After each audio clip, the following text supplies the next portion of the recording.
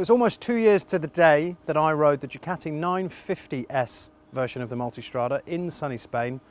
I not only declared it the best Multistrada that I'd ever ridden, I declared it probably the best Ducati that I'd ridden in the last 10 years. I've just finished 350 miles in 4 or 5 days on that bike behind me. The 950S was incredibly popular for us. I don't owe you an apology, but to the 119,043 people that have watched the YouTube review of that bike, stick the kettle on, I think I at least owe you an explanation.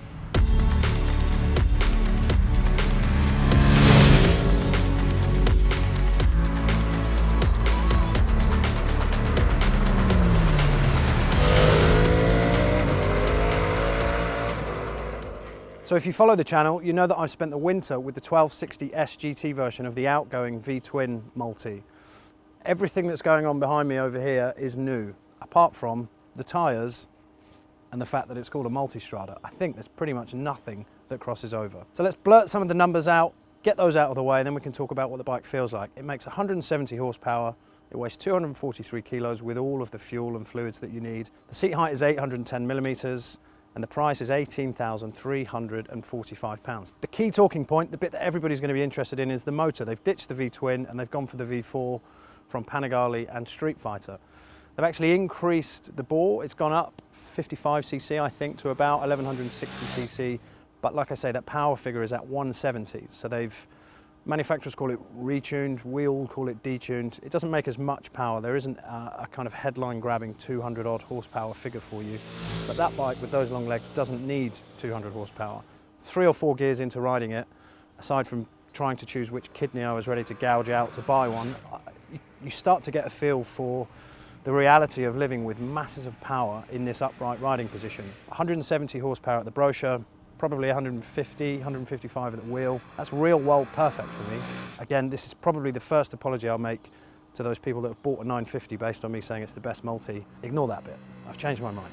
While we stick with what that motor's doing, it's obviously slightly wider because the pistons are going this way and not that way, but the whole unit is more compact than the V-twin layout. So somehow they've managed to make the engine that's wider sit higher in the chassis, which gives you more ground clearance for those off-road fans, but at the same time they've lowered the centre of gravity using magic. I don't know how they've done that. But what else is going on inside the motor? It makes a touch less peak torque than the V-twin version that I've spent months and months riding. I think you're at about 90 foot-pounds of torque. This S version has the semi-active suspension. The levels of adjustment are for some reason a lot easier for me to understand on this bike. Effectively what you can do is change the preload on the shock at the back with one button, and the way that you know that you're changing that is you can scroll through one single helmet, one rider, 2 people, 2 helmets, or you can add luggage in any combination of those. For the rest of the suspension, there are levels of soft and hard. It's as easy to get your head around as that. It's not all about compression and rebound and all those things where you picture screwdrivers and having to understand proper suspension. It's like a sliding scale. If you don't like the feel, you can increase the hardness. If you don't like the feel, you can increase the softness. I think there's 21 levels of adjust from hardest to softest at the front and the back. It's clever stuff. You can also change the rider mode. There's sport, touring, urban and enduro. I left it in sport, so I had the high engine performance mode, sharp throttle, hardly any wheelie control, a little bit of traction control. You can go into these and play with them if you like, but the standard out of the box settings for me that were best were, as I say, rider and pillion and sport mode. The systems that you're adjusting you can see in an incredible 6.5-inch TFT screen. It's hard to classify a TFT screen as incredible, but it turns out I've used some really, really shit ones, and this isn't that. It's very, very good, super clear. They've worked with the lighting, I think. Whatever they've done to it, it feels like a huge step on from the bike that I gave back last week before I picked this one up. It's very intuitive once you get your head around the little joystick that you control with your left thumb. You can go into and play with pretty much everything with just these 2 fingers, and once you get your head around that, like I say, it does become very easy. So there is a lot to take in, and it's kind of testament to the quality of the guys in Ducati that they've managed to fit as much software and cool stuff into these systems that benefits all of us. So what kind of riding have I been doing in England for the last 5 days? It's 350 miles I've covered. I've done A, B motorways, across city, kind of covered everything apart from riding off-road. Across town, huge tick in the box. That combination of commanding riding position, leverage, great brake feel, but there's also the work that the motor does due to the fact that it's a V4 in configuration rather than a V-twin. There's no drivetrain lash at low speed in a high gear. You can let this thing drop right down to 15 or 20 miles an hour in third and fourth gear without having to chase gears. You can just leave it and ride it like a great big automatic. Motorway riding has been transformed for me in the last 5 days because of a thing called adaptive radar cruise control. The marketing flim-flam that the manufacturers are feeding us is something to do with allowing the rider to feel refreshed when they get to the end of a long motorway stint. You would think that that means that you concentrate less on what's going on around you, but we're bikers. By nature, and the fact that we've been riding for as long as we have, it's impossible to switch off like it is in a car. We've all had those moments where you just think, who's been driving for the last 10 miles? I've never really had that on a bike, and I certainly didn't have it because of adaptive radar cruise control. It's just a really effective system. You set your speed to slightly faster than the flow of the traffic. It chooses how close you're allowed to get to the vehicle in front. When that vehicle moves out of the way, it goes to the speed that you've set it at. It's as simple as that. Using the chute van in front, he's going to set his speed at 55 miles an hour. I'm going to just hang back. I'm going to turn my cruise control on, which is now on.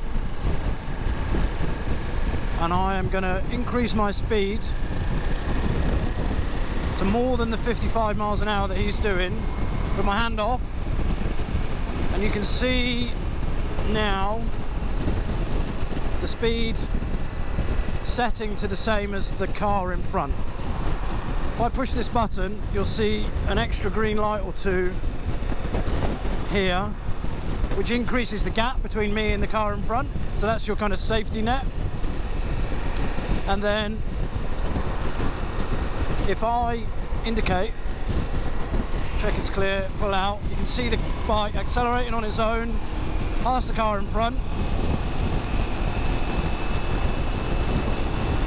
and that's adaptive cruise control. Aside from the radar working out the front, there's also a radar covering your back, so when vehicles close up and move into your blind spots, depending on which side of the bike they're on, you'll get a little flash of light on the top of the mirror. Again, it sounds like a pointless system that you just don't need until you start using it, and anyone who's ever had a blind spot related accident will know how bad they are.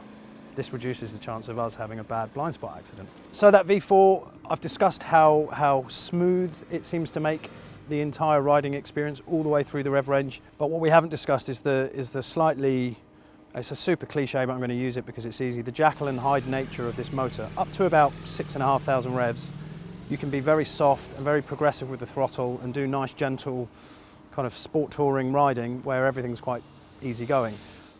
Over 6,500, particularly on a wide open throttle, the bike absolutely just comes to life. You know, if you're merging on a motorway, which I might have been doing this morning and definitely didn't break the speed limit, but if you're pinned from first to fifth, in third and fourth, it's still trying to pick the front wheel up. It doesn't look like a sports bike, but it's a proper sports bike. It's trying to do mad things. It just wants to wheelie everywhere when you're wide open, and the noise that you get over 6,500 revs is this kind of modern version of what a 916 used to sound like. There's like a real raspy airbox noise that's quite addictive, and it's really nice.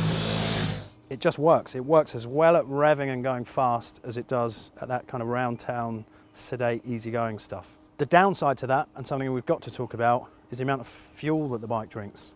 I usually try and make out that I don't care about these things because I just ride them on launches for a couple of days and somebody else can worry about that. When I came to pick this bike up, I came here on the 1260 GT version, the V-twin, and I checked on the thing and it was doing 48 miles to the gallon. I've just done 350 miles on this and it's doing 37.8 miles to the gallon. That's a ginormous difference. Now, what they've done to kind of counteract how much more fuel it uses is increase the fuel tank size. There's a 22 litre tank, so it's gone up by 2 litres over the old version, which sounds good and handy and usable. But in terms of efficiency, the motor is drinking so much more fuel that you're going to be at the pumps at about 150 miles. They're claiming 170 mile tank range, might even be a touch more.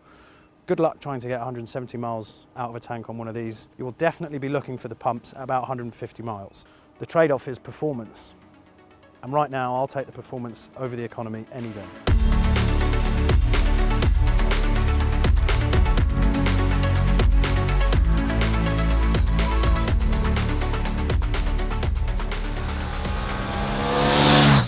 So now we're into the B-road stuff, the back lane scratching. There's loads of fun to be had. There's loads of trust and faith that you can put in the front wheel.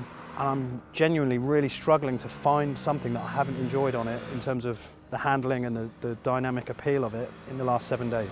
It's certainly the bike for me. It costs an amount of money that I'll never be able to afford to spend on a bike. I'm really, really pleased that I've managed to get a couple of days on it. I've been dying to get on it and just get out. Lockdown's lifting, sun's shining. What a bike to get on to open up 2021.